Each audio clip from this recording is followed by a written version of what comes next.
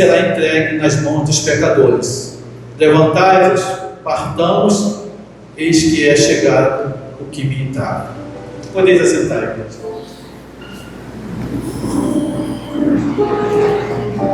Jesus no Getsemane.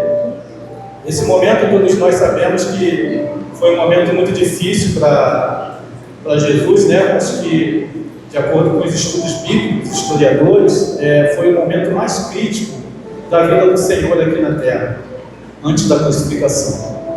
Jesus, ele, nesse momento ali, a alma dele aqui diz que se angustiou, a alma ficou cheia de tristeza, até a morte. E ele começa com seus discípulos falando assim: assentai-vos aqui enquanto vou além orar. Todos nós passamos por um Getsemane, assim como eu testemunho agora, foi o meu Getsemane, um dos piores, né? Jesus aqui, ele está passando no Getsemane dele por nós, né? Por mim, por você, né? Por todos nós que pecamos, ele está levando sobre ele todos os nossos pecados nesse momento. Aquele momento ali, ele sofreu no meu lugar, no teu lugar. Ele suportou a nossa dor, que nós deveríamos sofrer. Ele levou tudo sobre ele, para que nós tivéssemos salvação. E aí ele chama os discípulos e fala assim: assentai-vos aqui enquanto vou além orar. Quando Deus me deu essa palavra, quando Ele falou comigo, Ele falou assim, Ele falou sobre apostasia.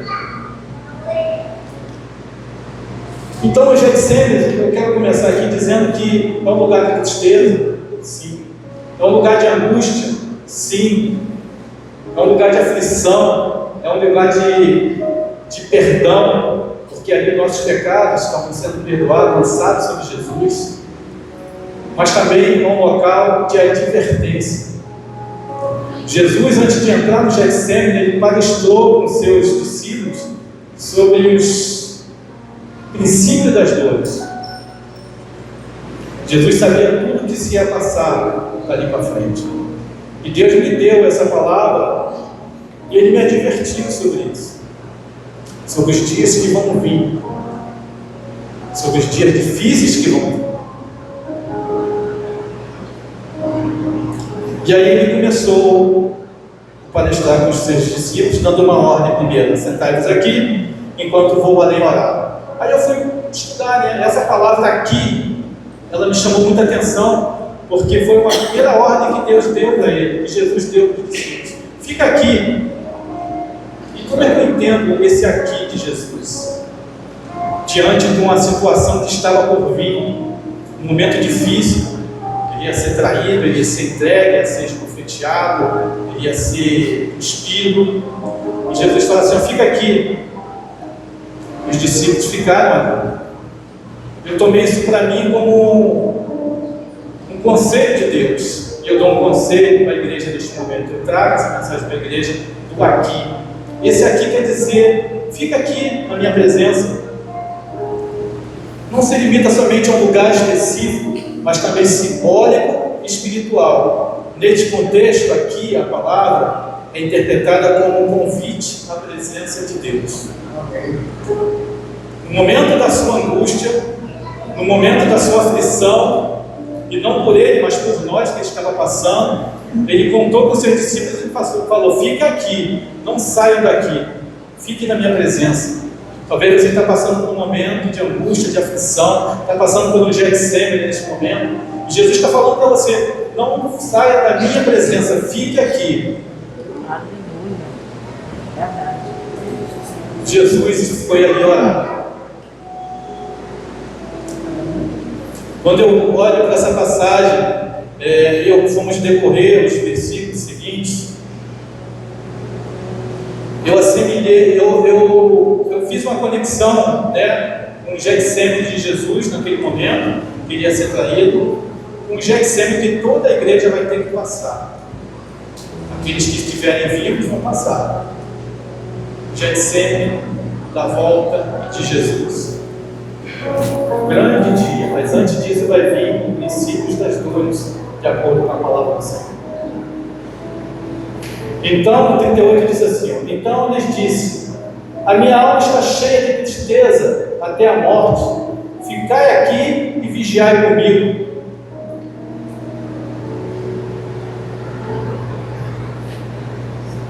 Jesus aqui está, neste momento, entrando num ambiente espiritual, uma batalha espiritual. Falar de Getsemane é também falar de batalha espiritual. E aqui Jesus agora ele é movido pelo Espírito e vai para um ambiente onde ele vai ali interceder por todos nós. E ele fala assim: a minha alma está cheia de tristeza até a morte.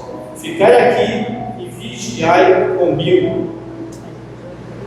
Jesus está convocando seus discípulos para ficarem ali e vigiarem. O que quer dizer vigiar? Olha, fica atento. Eu estou te advertindo, alguma coisa vai acontecer. O mundo espiritual está se movendo. As coisas não estão muito boas. Então vigiai. Jesus está falando para a igreja hoje: vigiai. Vigiai. Jesus, agora ele foi para o Pai, mas ele está intercedendo junto ao Pai pela sua igreja, assim diz a palavra. Mas ele deixou um aqui que é o Espírito Santo que nos fala hoje. Amém. Graças a Deus. E o Espírito Santo ele está gemendo, como diz, né, a palavra do Senhor lá em Romanos 8, 26, que o Espírito Santo ele leva a nossa oração com gemidos inexprimíveis para Deus, porque nós não sabemos orar como devemos. Então eu lendo isso aqui, Deus me conduziu para esse caminho, né, de advertência. Ele fala assim: a minha alma está cheia de tristeza até a morte, ficai aqui e vigiai comigo. O Espírito Santo ele está nos convidando hoje para uma intimidade mais profunda com Ele, porque o que está por vir, não quero botar medo em ninguém, porque eu tenho a certeza que a mão do Senhor está sobre a igreja dele. Tenho certeza que Deus ele vela por aqueles que são dele. Então nós não temos que temer, mas nós temos que ficar na posição, nós temos que vigiar. Gemido, que o Espírito Santo, que a palavra do Senhor, né, nos fala, pode ser tanto um sinal de tristeza e dor. Jesus estava gemendo ali naquele momento, por mim e por você, como também um pedido de ajuda e consolo a Deus. Nas Escrituras, o gemido está associado ao sofrimento e à espera pela redenção divina. O Espírito do Senhor ele está despertando a igreja para a necessidade da salvação e da restauração.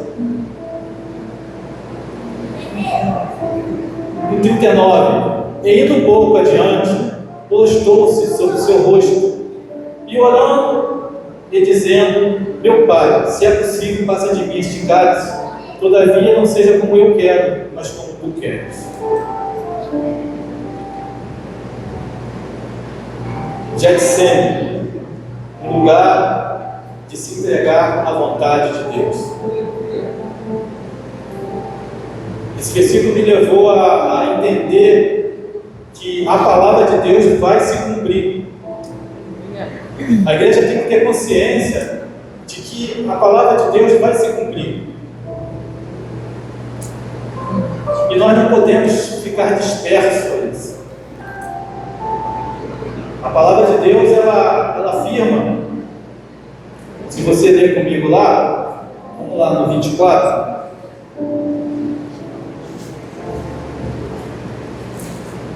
princípio das dores. Se você quiser acompanhar, 24, a partir do 4. E Jesus respondendo disse: acautelai-vos que ninguém vos engane, porque muitos virão em meu nome, dizendo: eu sou o Cristo, e enganarão a muitos. E ouvireis de guerra, de rumores de guerras. Olhai, não vos assusteis, porque é visto que isto aconteça, mas ainda não é o fim. Porquanto se levantará nação contra nação, reino contra rei, haverá fomes, pestes, terremotos em vários lugares, mas todas essas coisas são os princípios ventores das dores.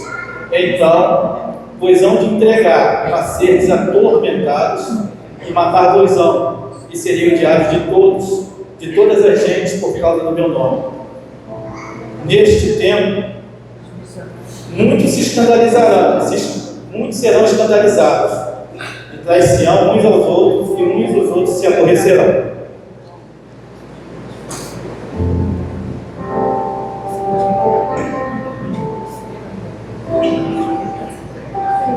Essa palavra aqui, eu entendo que essa palavra é uma igreja. Não é uma igreja arrebatada, mas é uma igreja aberta. Essa palavra é uma palavra que Jesus está advertindo seus discípulos, que no princípio das dores, no fim dos tempos, vai acontecer. Eu não sei se Jesus vai voltar daqui um ano, amanhã, né? A gente pode especular. Mas se nós olharmos para o que está aqui, a gente vê que está bem próximo. Bem próximo. Ele está advertindo a igreja, porque enganarão muitos. Não são poucos, são muitos. Os que estão dentro da igreja, muita gente vai ser enganada.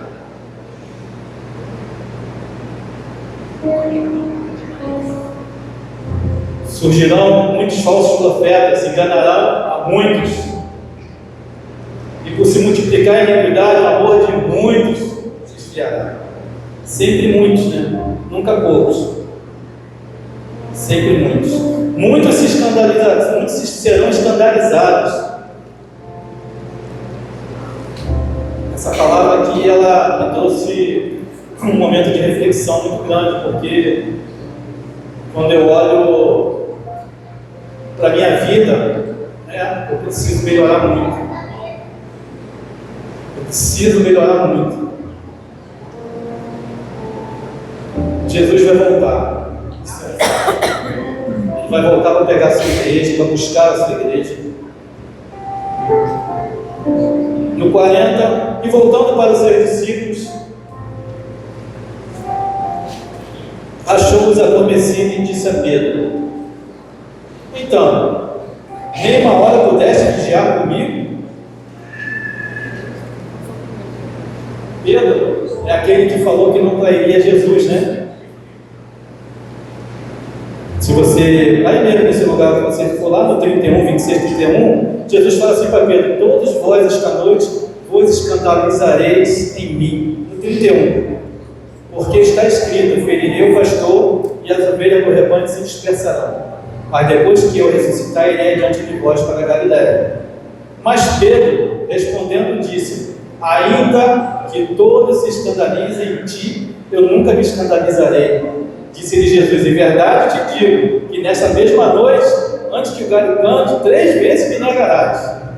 Então, Pedro, pode vigiar nem uma hora comigo? Nem uma hora, Pedro? E você já disse que não ia me negar? Que não ia se escandalizar? Isso me causa grande temor. Eu sinto o Espírito Santo aqui. Deus vai cobrar da igreja um tempo de qualidade comigo. Não é um tempo extensivo, um tempo de um dia ou 2, sei lá, mas é um tempo de qualidade, onde você se esvazia de si mesmo e busca o Senhor. Isso. Ele bota aqui nem uma hora, porque há um horário, há um momento específico para que você busque a Deus. E eles estavam dormindo. Deus manda um recado para a sua igreja, porque muitos estão dormindo. E agora ele muda a conversa. Agora o negócio fica mais sério. Vê? Agora ele já não manda mais vigiar. Agora ele fala assim no 41: vigiai e orai, para que não entreis em tentação. Na verdade, o espírito está pronto. A carne é fraca. É fraca. É a carne. Agora Deus já não manda mais, Jesus já não fala mais, está vigiando. Mas não deu para vigiar, agora o negócio piorou, né? Agora não dá mais para vigiar só não. Agora você tem que orar.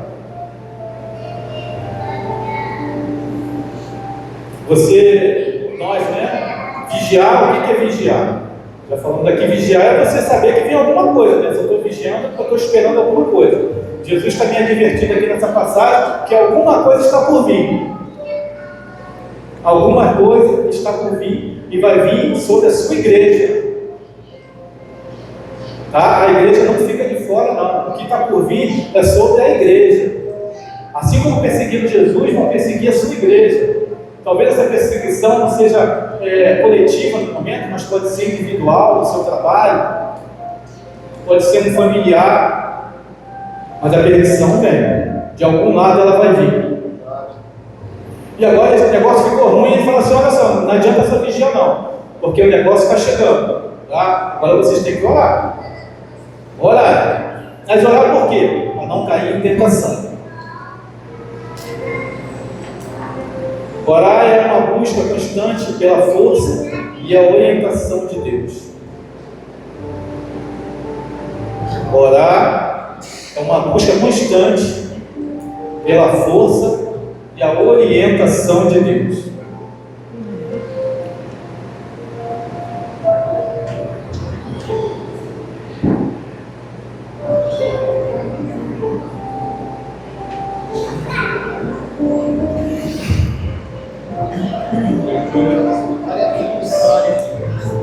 Pedro foi pego no bicho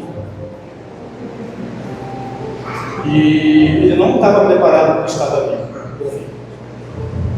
Jesus deu o primeiro conselho para Pedro, lá no 40 você vai ver, para ele vigiar. E agora Jesus dá o segundo conselho para Pedro, para ele orar, não só vigiar e orar. Pedro aqui representa a igreja do Senhor nesta noite. E Pedro não fez nenhuma das coisas, ele adormeceu. E ele não se preparou para o que estava por vir. Mas sabe qual é o problema de Pedro aqui? É o engano da alma. É o engano que muitos de nós carregamos na nossa alma, achando que está tudo bem. Eu vou na igreja domingo, eu faço a minha oração de manhã, eu leio a Bíblia a tal hora, e está tudo bem. Quando vinha a perseguição, beleza. Pedro achava que era o cara, ele estava bem. Ele andou com Jesus, ele viu milagres, Jesus curou, libertou, né? Jesus ensinou várias coisas para ele, falou de reino de Deus. Mas quando veio o momento mesmo da perseguição, ele se escandalizou. E ele negou Jesus 3 vezes, porque ele estava dormindo na hora que tinha que vigiar e orar.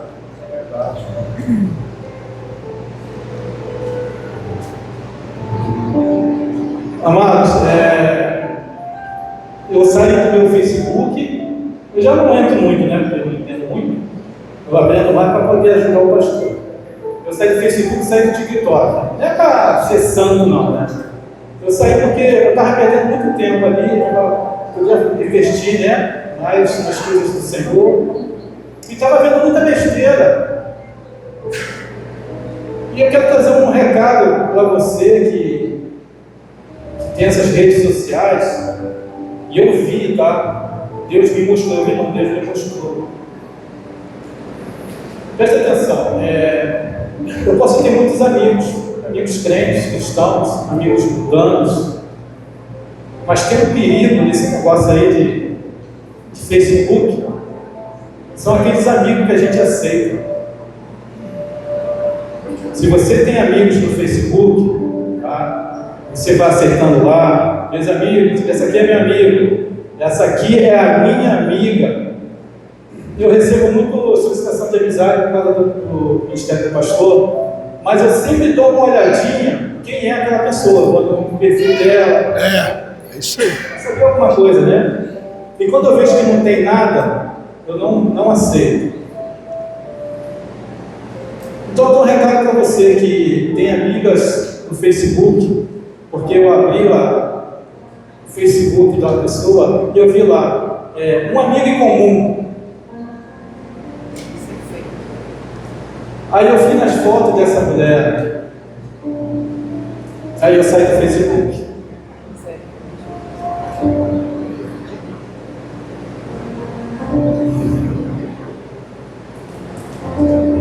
Não brinque com o Senhor. Oi. Verdade. Som das amizades que tu tem no Facebook e tira de lá o teu nome, conta tempo. Oi. Tem uma passagem que eu quero compartilhar com a igreja. Eu não ia ler não, mas eu vou ler. Juízo final, Apocalipse 20:11. Eu vi um grande trono. Eu vi um grande trono branco e o que estava sentado sobre ele, de cuja presença fugiu a terra e o céu, e não se achou lugar para eles. Eu vi os mortos, grandes e pequenos, e que estavam diante do trono, e abriram-se os livros, e abriu outro livro, que é o livro da vida. E os mortos foram julgados pelas coisas que estavam escritas nos livros, segundo as suas obras. E deu o mar aos mortos que nele havia, e a morte e o inferno deram os mortos que neles havia, e foram julgados cada um segundo as suas obras. E a morte e o inferno foram lançados no lago de fogo. Esta é a segunda morte, e aquele que não foi achado escrito no livro da vida foi lançado no lago de fogo. Abriram-se livros. Isso aqui é uma coisa simbólica, né? Mas você já parou para entender, para perceber que essa tal de Yara sabe tudo que tu faz? Ela sabe tudo que tu faz. Na frente da tua esposa, na frente do teu esposo, sabe o que tu faz na igreja, mas não sabe, e sabe também o que tu faz no quarto escondido. Eita! Ela sabe tudo de você, de mim, tudo, e vai se abrir um livro no dia do juízo. Eu tenho grande temor quando eu vejo isso aqui, porque ali vai estar todos de pé diante do trono branco. E vai estar dois tipos de pessoas ali: os que são achados no livro da vida e os que não foram achados no livro da vida. E qual que você vai querer estar? Vigiar e orar, porque vai vir. Se você não está vigiando nem orando, você pode se escandalizar. Os gabinetes do pastor estão cheios, o pastor falou aqui, sabe por quê? Por causa da apostasia. Eu vejo assim a apostasia. Pedro dormiu, a igreja está dormindo, e se você não vigiar, se a igreja não vigiar e não orar, a apostasia vai entrar e vai enganar muitos. Você vai ser enganado, porque você vai passar a pensar, a acreditar que isso não é mais pecado. Você vai concordar com isso. Você vai começar a concordar, e daqui a pouco o Espírito Santo sai, ele se extingue. E aí você fica vazio. Você nem percebe. Em Hebreus 3:12 fala assim: vede, irmão, que nunca haja em qualquer de vós um coração mau e infiel, para se apartar do Deus vivo. Hebreus 3:12.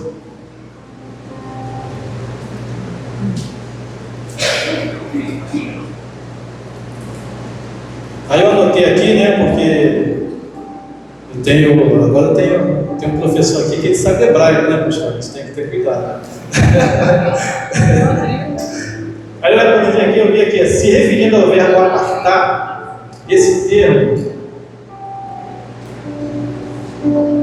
definido no grego como decaída, disseção, rebelião, abandono, retirada ou afastar-se daquilo que antes estava ligado.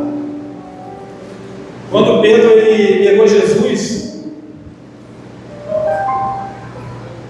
eu lembro também, antes de falar de Pedro, o próprio Jesus sentiu isso, uma intensidade maior, e não foi a dor dos nossos pecados, por ele levar tudo sobre ele naquele momento ali, mas foi a dor da separação. Ele sentiu ali que os nossos pecados, naquele momento ele se sentiu abandonado por Deus, ele foi separado por Deus, não abandonado, mas separado, ele sentiu a dor da separação. E Pedro, quando ele negou a Jesus, ele sentiu a mesma coisa, ele se sentiu separado de Deus. A apostasia, ela leva ao pecado, e o pecado causa separação. Uma certa vez o pastor contou aqui pra gente sobre... Eu perguntei a ele há pouco tempo sobre por que Deus perdoou o homem, perguntei também para o pastor, né? Mas não perdoou o diabo. E a gente estava conversando sobre um demônio, né, que manifestou, e ele falou que o pior castigo dele era as trevas. Para ele era não ter a presença, ele não tinha mais direito à presença de Deus, não é isso, pastor? É verdade. Ele via uma luz no final do túnel, mas ele nunca conseguia chegar naquela luz. Esse era o inferno desse demônio. Ele não tinha mais a presença do Senhor. E eu imagino o inferno assim. A nossa alma, a alma de quem estiver lá, não a nossa, né? Nós somos todos salvos, graças a Deus. Amém. Quem é salvo diz amém. Amém. Você sempre quis fazer isso. Você sempre quis fazer isso. A alma daquelas pessoas que estão lá, acho que a pior trevas que vai ter é a ausência de Deus. Lembra do rico, né? De Lázaro, né? Essa vai ser a pior trevas. Tu já se sentiu numa situação que tu não consegue ter o controle, você fica pedindo, mas você não consegue? Você sente que está ali sozinho. Essa ausência vai ser permanente e eterna. Então eu trago esse recado para a igreja que Deus, né, me deu, e eu quero compartilhar com vocês. Vigiar e orar. Não brinque com a tua santidade.